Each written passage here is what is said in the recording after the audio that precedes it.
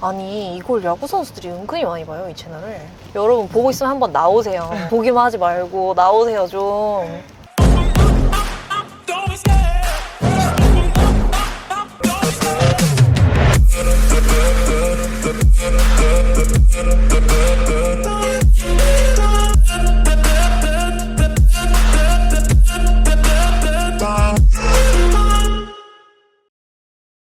안녕하세요, 김세연입니다. 오늘은 현대차의 플래그십 세단이죠. 2023 G90을 리뷰해 드리려고 하는데요.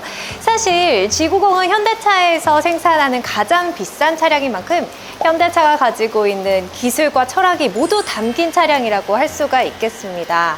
자율주행 레벨 3인 HDP가 처음에 발표했던 것과 달리 도입이 연기되긴 했지만 그 점을 제외하자면 이번 2023 G90 같은 경우는 현대차가 가지고 있는 첨단 기술과 또 디자인 영향을 모두 쏟아부은 차량이라고 할 수가 있겠습니다. 이번엔 감사하게도 시승차를 제공받아서 제가 3, 4일 정도 직접 몰고 다니면서 느꼈던 점들을 여러분께 소개해 드릴 수 있을 것 같아요. 지난번에 22년형을 탔을 때는 뒷좌석에만 초점을 맞춰서 리뷰를 했던 걸로 기억을 해요. 실제로 오너 드리븐의 성향이랑 쇼퍼 드리븐의 성향을 모두 가진 차인지라 며칠 주행하시면서 새롭게 느낀 포인트들이 어떤 것들이 있을지 되게 궁금하긴 하네요. 사실 G90 같은 경우는 우리나라에서는 회장님 차 같은 상징적인 이미지를 가지고 있는 차잖아요. 뭔가 차가 가지고 있는 주행 질감이나 디자인 면에서도 그런 사회적 지위나 이미지 같은 걸 반영하고 있다는 느낌을 받을 수가 있었어요. 그래서 그 점에 관련해서도 여러분께 소개를 드릴 수 있을 것 같아요. 일단 이 차량 구체적인 소개 좀 부탁드릴게요, 피디님. 네, 오늘 리뷰 진행할 차는 G90 3.5 터보 엔진을 달고 있고요.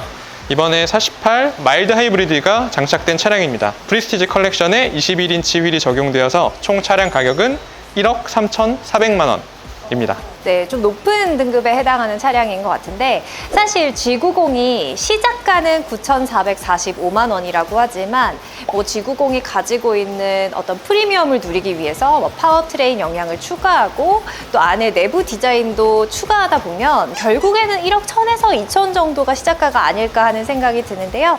과연 이번 2023 G90 어떤 점이 달라졌는지 좀 외관에서의 큰 차이는 없다 보니까 바뀐 점 위주로 리뷰를 해드리도록 하겠습니다. 일단 제네시스 신형 로고가 납작하게 들어가 있고요. 여기 보시는 G 매트릭스 패턴이 들어간 크레스트 그릴은 제가 G70 그 스포츠 패키지에서 느껴졌던 다크크롬과 유사한 소재가 아닌가 하는 느낌을 받을 수가 있었는데 익히 알려진 대로 대중적으로 정말 많은 사랑을 받고 있는 디자인입니다. 자, 그릴 옆에는 두 줄로 얇고 길게 빠져있는 제네시스의 상징 두 줄짜리 쿼드램프가 있는데요. G90이 처음 출시됐을 때 이 디자인으로 출시됐을 때 저는 엄청난 극찬을 할 수밖에 없었던 게 램프가 켜졌을 때 안쪽에 마치 보석들이 막 박혀 있는 것 같은 느낌으로 등이 들어오잖아요. 그 느낌이 너무나도 예뻤고 이 다이내믹 웰컴 라이트를 켜보게 되더라도 그때 들어오는 모습을 보시면 이 플래그십 세단답게 굉장히 우아한 느낌이 느껴지도록 점등이 되는 걸 확인하실 수가 있습니다. 그 MLA 기술을 적용해서 거의 세계적인 수준으로 따져보더라도 가장 얇은 축에 속하는 두 줄짜리 램프라고 하네요. 자, 나머지는 외관상 크게 차이가 없기 때문에 이 정도만 설명을 해도 될 것 같아요. 자, 측면부 역시 디자인 면에서는 달라진 점이 없고요. 가장 먼저 눈에 띄는 점을 말씀드리자면 이 21인치 다이아몬드 커팅 휠입니다. 확실히 휠이 커졌죠. 이 G90 숏바디 같은 경우에는 마일드 하이브리드 시스템을 적용할 수 있는데요. 그 마일드 하이브리드 시스템을 적용한 패키지를 선택할 경우에는 21인치 휠이 선택이 가능해집니다. 그래서 지금 적용을 해놓은 모습이고요. 이 패턴 자체는 훨씬 더 고급스럽게 느껴질 수 있도록 디자인이 되어 있는 것 같아요. 그래서 이 G90만이 가지고 있는 우아함을 더욱더 배가시켜준다는 느낌을 저는 받을 수가 있었습니다. 색상은 어떠셨어요?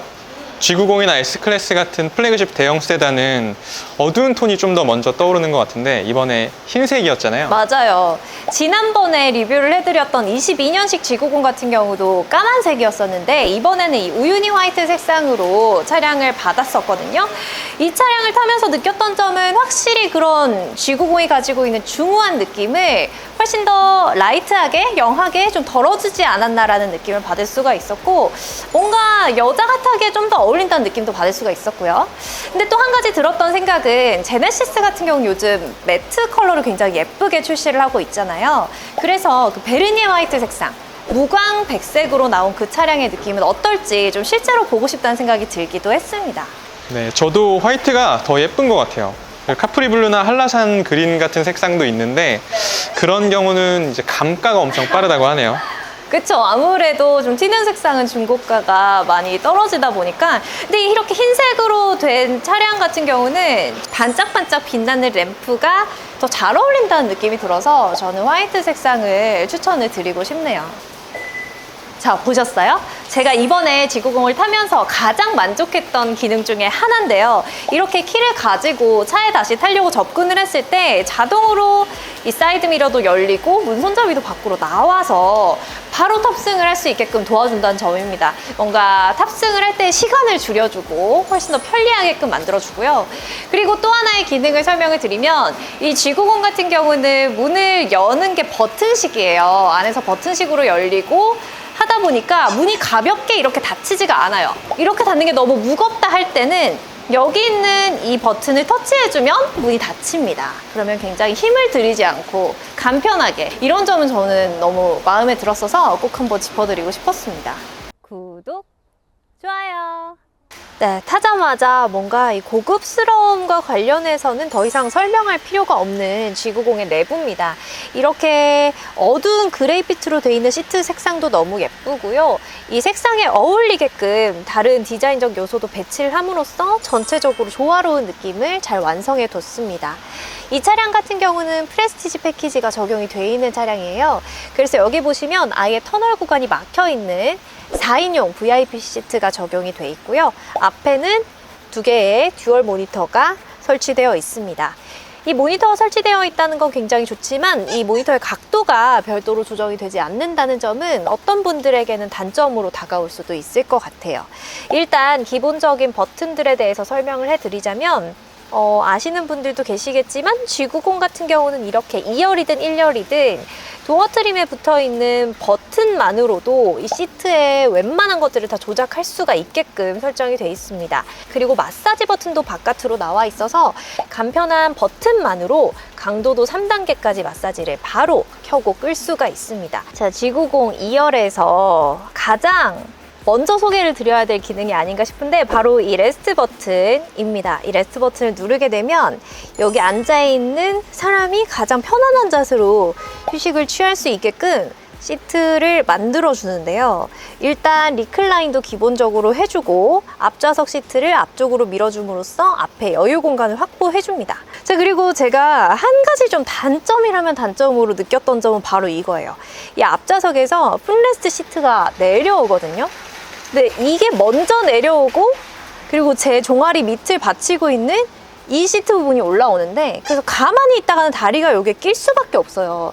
그래서 한번 이렇게 다리를 들어서 다시 얹어줘야 하는 번거로움이 있었는데 저는 개인적으로 이거를 애초에 세팅을 이걸 먼저 내려오지 않고 이걸 먼저 올라오게 해서 다음에 얘를 올려줬으면 이렇게 앉아있는 사람이 굳이 다리를 이렇게 안 들어도 되지 않았을까 하는 아주 작은 아쉬움이 있긴 했습니다. 그 점을 빼면 여기에서 누워서 진짜 1시간도 잘 수 있을 만큼 굉장히 편안한 각도로 이 시트 모양을 만들 수가 있습니다. 이건 진짜 최고예요.